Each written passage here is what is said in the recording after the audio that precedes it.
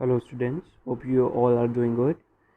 So students, today we are going to start our chapter number 2 of history, that is trade to territory.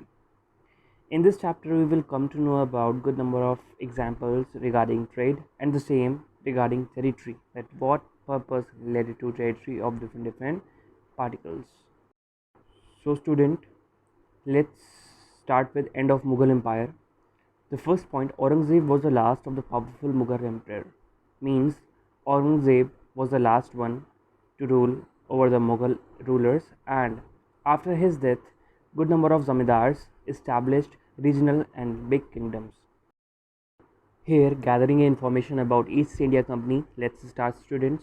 Vasco da Gama was the very first particular ruler to come over here and discover the sea road to India in 1488. Second point, Portuguese were the very first Europeans who came to India. That is also very clear. They established their presence in the western coast of India and had their base in Goa. Means Goa was the very most important sea route so that they can export and import their all kind of products. And in 1600, students, the East India Company acquired a charter, means a treaty, from the ruler of England. And by early 17th century, the Dutch and the French also arrived on the scene. Means French people and the Dutch people also came to that particular area so as to use the resources of our India. And students, as the people from other part of the country came to India, so like they started battling for the goods, because if there are good number of competitors, then there will be less market. So competition was very high and people were struggling to sell their goods, and so it led to battles. And to sell the goods and to be maintained in the market, they had to sell their goods at the low prices, and they had to do so far. Let's focus on, students, that how East India Company begins trade in Bengal. The first point, students, it is clearly mentioned that the first factory, English factory, was set up in the banks of river Hooghly in 1651. And the second point states that as the trade expanded, the company persuaded merchants. Means they asked and they actually gave incentives to the merchants and traders so that they can come over there and settle near the factory. And by 1696, it began building a fort around the settlement. Means wherever the factory was, they started making a fort near as.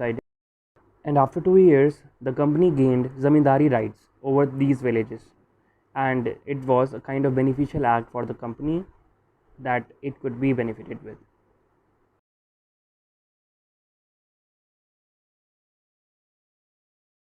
So student, this is one of the most important topic, that is Battle of Plassey. Let's pay attention. In 1756, Sirajud-Daulah became the Nawab of Bengal after the death of Aliwari Khari. Means that after the death of Aliwardi Khan, he became the Nawab of Bengal. The company was always looking for such kind of tactics by which it can break the unity of the particular kingdom. So it helped one of the rivals, means one of the enemy of Sirajud-Daulah, to become the Nawab of that particular state, Bengal. This act of English people was completely unacceptable by Sirajud-Daulah, so he told them, East India Company, that you don't have to interfere in our business and just do your work only. But people didn't listen, and so he had to take 30,000 people along with, and he took 30,000 soldiers along with him and went on to capture to the place where they were staying. After he captured all kind of English companies and all kind of English officials, he marched back to Kolkata and established his control in the company fort. As the news of the fall of Kolkata reached, company's officials in Madras sent forces. When this news reached to the ears of officials who were there in Madras, they sent their forces to fight against Sirajud-Daulah so that they can get that power back. And in 1757, Robert Clive Company, along with this company, came to fight with Sirajud-Daulah at Plassey.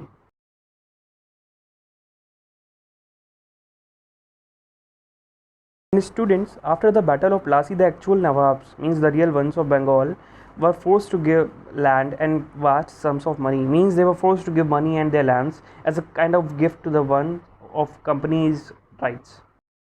The one who were capable of making money from that particular area were succeeded very well, and the one who couldn't, they didn't got money at all. And those who succeeded in maintaining money and their riches were called Nawabs, and when they returned to Britain, they were having so much of gold and so much of luxuries from the kingdom of Nawabs. So students, I hope you have understood the concept. Just go through the internet for further stuff, and you just have to wait for the second part, and you can prefer the second part for remaining portion. Thank you.